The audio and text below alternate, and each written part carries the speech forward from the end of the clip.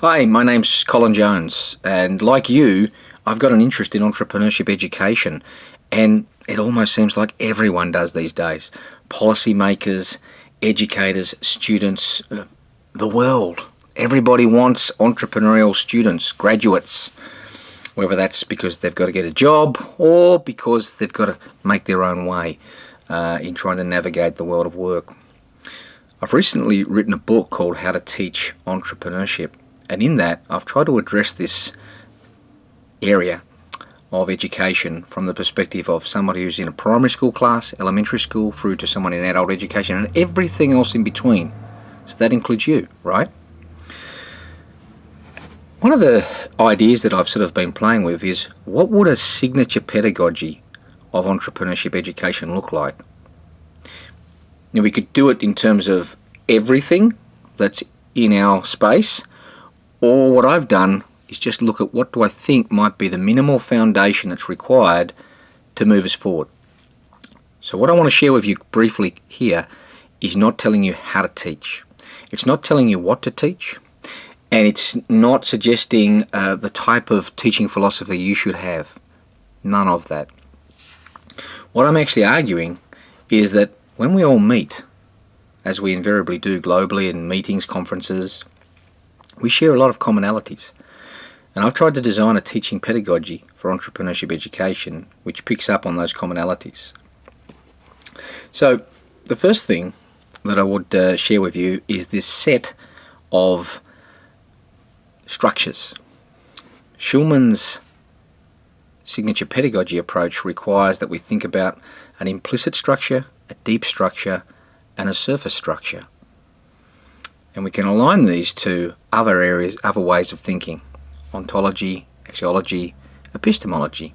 And while we don't need to go into the background of those, there's a nice fit that I see between the nature of our students' experience studying entrepreneurship, the fundamental values which guide our approach to teaching entrepreneurship, and understanding how our students typically learn in a meaningful way in our space.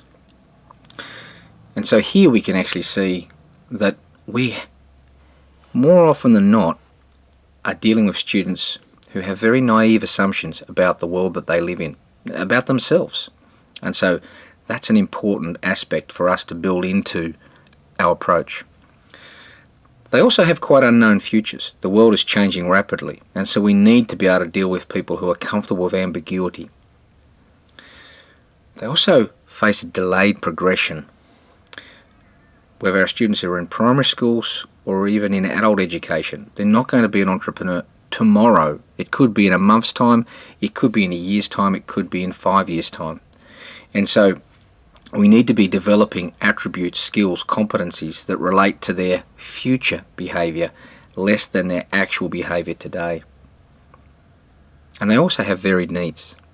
When we ask students what they're passionate about, what they're interested in, invariably what we find is they all have at some level of difference. And so a signature pedagogy of entrepreneurship should also tap in and accommodate those various differences. But we also acknowledge that our students tend to learn about entrepreneurship, for it, and through it. A nice combination of these things. And that there's a need for that learning to be deep and experiential and guided by really tight and meaningful reflection. So when I put that together, it looks a little bit like this. We start with an acceptance that we've got students with naive assumptions, unknown futures, facing a delayed progression towards being an entrepreneur, and they have varied needs. But they all have a capacity to feel, to think, and to act. And so rather than assuming a straight pedagogy approach where the educator makes a whole range of decisions, we need to draw upon andragogical approaches which enable our students to become more self-directed, and we need to draw on hudagogical approaches which enable our students' needs and various needs to be drawn into this process. By then using a process of transformational learning, we can alter the habits of hearts, minds and hands to lead us to this process that we would call self-negotiated action.